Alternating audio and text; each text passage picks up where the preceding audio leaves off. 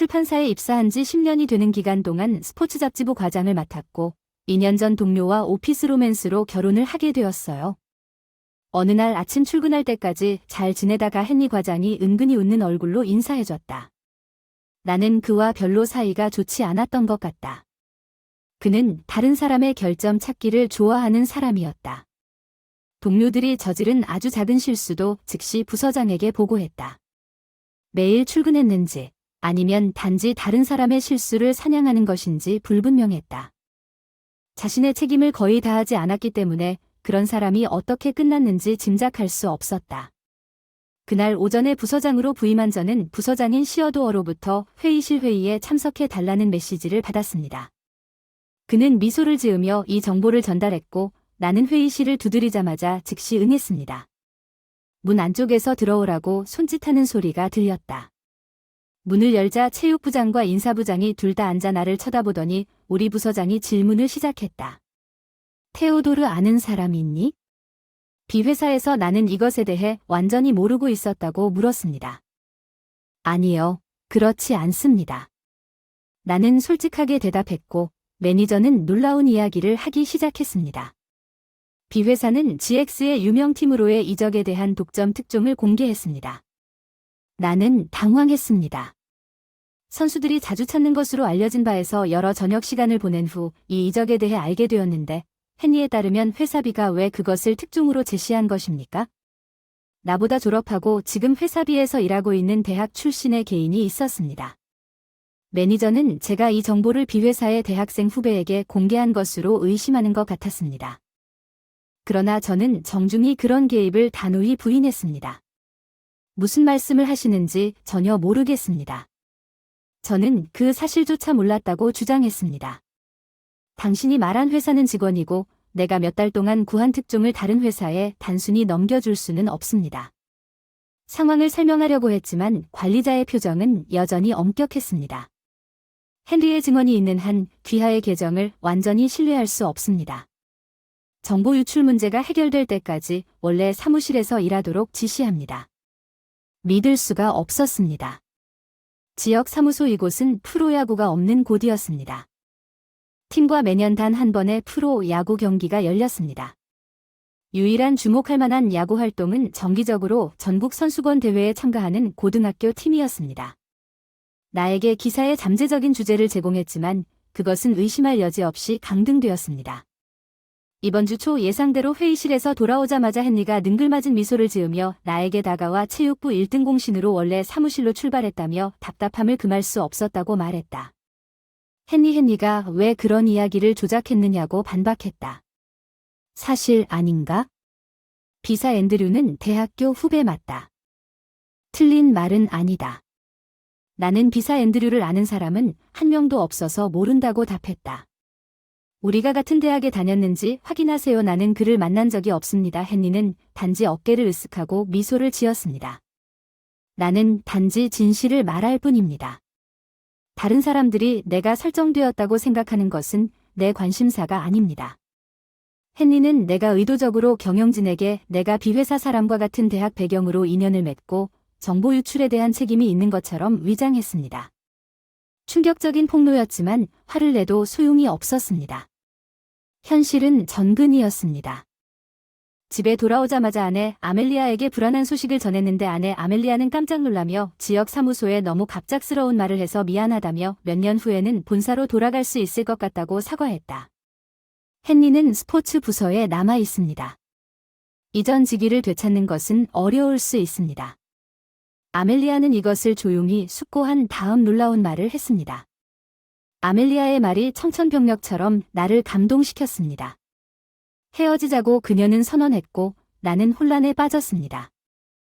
말을 더듬었다. 무슨 소리야 나랑 헤어지자고. 그 사람은 본 적 없는 표정을 지으며 잘 대답했다. 난 절대 시골 살기 싫으니까 떠날 수가 없어. 난 뒷걸음질 쳤어. 나 혼자 가길 바라는데 그녀의 대답은 더욱 기가 막혔다. 혼자 가세요. 안 돼요. 이혼한다는 건 메인 사무실로 돌아갈 보장도 없이 시골 지사로 옮겨진다는 건 당신이 결혼하지 않는다는 뜻이에요. 승진의 미래가 암울한 사람과 계속 지내는 건 의미가 없어. 마음이 텅 빈 것 같은 느낌이 들었다. 단지 내가 진로를 바꾸었다고 해서 그 사람이 이혼을 고려하는 게 그렇게 쉬운 걸까 하는 생각이 들었고 그녀는 계속 결혼했다. 왜냐하면 당신은 20대 섹션 리더였고 우리 앞에 밝고 안전한 미래가 있을 것을 보았기 때문입니다. 당신이 시골 지부 사무실로 강등되다니 믿을 수 없군요. 그녀의 말은 아멜리아가 나를 진심으로 사랑했던 그녀는 내가 20대 대형 출판사 과장이었을 때 나와 결혼하기로 선택했고 나의 경력 성공을 바탕으로 우리의 미래에 대한 기대를 갖고 있었다. 그녀의 차가운 말을 들으면서 마음이 차가워졌다. 어떤 식으로든 그녀를 설득하거나 설득하고 싶은 마음이 들었지만 일주일 안에 우리는 법적 문서만으로 다시 낯선 사람이 된 것 같았다. 나는 짐을 싸서 새 방에 정착한 날 이사했다. 저녁에 음식을 사러 걸어서 10분 거리에 있는 근처 식료품점에 들러 반찬 코너에 들러 내일 아침으로 먹을 클램 차우더, 함박 스테이크와 빵 등을 사서 슈퍼마켓을 나서는데 비가 쏟아지기 시작했다. 새 아파트에 도착할 즈음에는 갑자기 폭우가 쏟아졌다. 서둘러 실내로 들어가느라 머리와 어깨가 흠뻑 젖었다. 아파트 옆 골목에 누군가가 웅크린 듯한 모습이 보였다. 나는 소리쳤다. 몸이 안 좋을까봐 걱정하는 그녀에게 괜찮니 괜찮니? 여자에게 천천히 고개를 들더니 처음으로 그 얼굴을 봤다. 얼굴이 너무 창백하고 생기가 없어 고민하면서도 걱정이 됐다. 구급차를 부르죠. 먼저 그녀를 도와주기로 했어요. 저는 이 아파트 건물 3층에 살아요. 시작했어요. 1층에 세탁실이 있어요. 젖은 옷을 말리지 그래요. 그렇게 기다리면 감기 걸릴 거예요. 그녀의 걱정. 나는 그녀에게 내가 의심스러운 사람이 아니라고 확신하면서 명함을 내밀었다. 그녀는 카드를 쳐다보더니 멍한 표정으로 조용히 고개를 끄덕였다. 그녀는 나를 따라 화장실로 갔는데 거기서 나는 수건과 갈아입을 옷을 주었다. 갈아입을 시간이 되어서 말씀드린 대로 샤워실을 사용해도 됩니다. 화장실 문을 닫기 전 잠시 후 그녀가 나타나 감사의 마음을 표시했습니다. 감사합니다. 정말 감사합니다. 그녀가 인사를 하더군요. 안부를 물었고 그녀는 그렇다고 대답했습니다. 예, 문제를 일으켜 죄송합니다. 빈혈일 뿐입니다. 우리는 인스턴트 커피 한 잔을 함께 나누었고 저는 그날 아침에 막 이사했고 다음날 출판사에서 일을 시작할 것이라고 설명하면서 제 자신을 소개했습니다. 그녀는 차례로 자신에 대한 정보와 제 친구에게 놀랍게도 우리는 같은 회사의 동료라는 것을 알았습니다. 내 이름 제퍼 앤더슨입니다. 그 말은 내일부터 당신 밑에서 일하게 될 것이라는 뜻인 것 같아요. 저는 회계 담당입니다. 우연의 일치에 진심으로 놀랐습니다. 와우, 정말 같은 곳에서 일하게 된 것은 정말 우연입니다. 함께 일할 수 있기를 기대합니다. 이곳으로 이사 온 지 얼마 안 되어서 모르는 것이 많습니다. 이후 소피아가 회사와 기타 다양한 주제에 대해 알려줬는데 기분이 좋았습니다. 서로를 꽤 잘 알아가는 중이었는데 공유 작업실 덕분에 마음이 더 편해졌어요. 한동안 저를 괴롭혔던 주제를 꺼내기로 했어요. 원하지 않으면 대답하지 않으셔도 되는데 왜요? 그 골목에 있었나요? 내가 물은 소피아는 잠시 시간을 내어 잘 대답했습니다. 실제로 누군가가 나를 스토킹하고 있었습니다. 나는 지난 몇 달 동안 스토커의 피해자였습니다. 소피아는 골목뿐만 아니라 밖에서도 미행을 당했다고 밝혔습니다. 그날 역 앞에서 그녀는 이전에 경찰에 접근했지만 공격과 같은 신체적 위해가 없으면 개입할 수 없다는 조언을 받았습니다. 스토커에게 우산을 던지고 골목으로 피신했다고 말하면서 무서운 경험이었을 텐데 그 일이 생각나서 얼굴이 흐려졌는데 괜찮으면 내일부터 같이 사무실에서 나가는 게 어때요? 퇴근하고 집까지 데려다 줄게. 집이 가까웠지 맞지? 소피아의 얼굴은 감사함으로 빛났다. 아, 정말 도움이 될 것 같아. 고마워. 정말 고마워. 다음날 아침에 지부 사무실에 일찍 도착해서 체육부, 경제부, 사회부, 연예부, 총무부, 격리부 등 각 부서가 놀라울 정도로 효율적으로 운영되는 것을 관찰했고 서로 협력하여 야근을 최소화하는 것이 이상적이라고 생각했습니다. 업무 환경 격리부에서 소피아를 찾았고 퇴근 시간이 조금 지나서 그녀에게 다가가서 함께 출발했습니다. 그녀는 현지인이었기 때문에 함께 집으로 걸어가는 것이 일상이 되었습니다. 도중에 그녀에게 레스토랑 추천을 요청했습니다. 퇴근하고 집에 가기 전에 종종 같이 저녁을 먹었어요. 우리는 저녁을 맛있게 먹고 매일 같이 집에 갔어요. 매일 집까지 데려다 달라고 해서 좀 미안해요. 소피아가 추천했던 피자집에서 식사를 하면서 미안하다고 인정했어요. 아니요. 전혀 괜찮습니다. 제가 처음 왔음에도 불구하고 그녀에게 확신시켰습니다. 매일 밤멋진 저녁 식사를 즐길 수 있어 기쁩니다. 그녀는 밤마다 저녁 식사를 하면서 내 말에 응답하여 미소를 지었고 우리는 우리 삶에 대한 이야기를 나누었습니다. 소피아는 남편이 바람을 피웠다고 폭로했습니다. 몇 달 전 미혼 여성으로서 이혼하게 된 그녀는 지역 슈퍼마켓에서 같은 남자를 반복적으로 만나기 시작했고 결국 괴롭힘과 스토킹의 표적이 되었습니다. 소피아는 우리가 함께 집으로 걸어갈 수 있다는 것을 느꼈기 때문에 안도감을 나에게 말했습니다. 그녀의 스토커에 대한 위험, 우리 우정은 커졌고 쉬는 날에는 외식을 하고 지역을 탐험하기 시작했습니다. 소피아는 저에게 일상 필수품을 구입할 수 있는 가장 저렴한 슈퍼마켓부터 시간이 지남에 따라 반찬을 먹을 수 있는 최고의 패스트푸드점까지 다양한 상점을 소개했습니다. 일주일 정도 그런 외출을 한 지 하루 만에 그녀의 남다른 친절 덕분에 나 자신도 그녀를 꽤 좋아하게 되었습니다. 나는 우리의 일상을 따라 소피아를 그녀의 아파트로 데려갔습니다.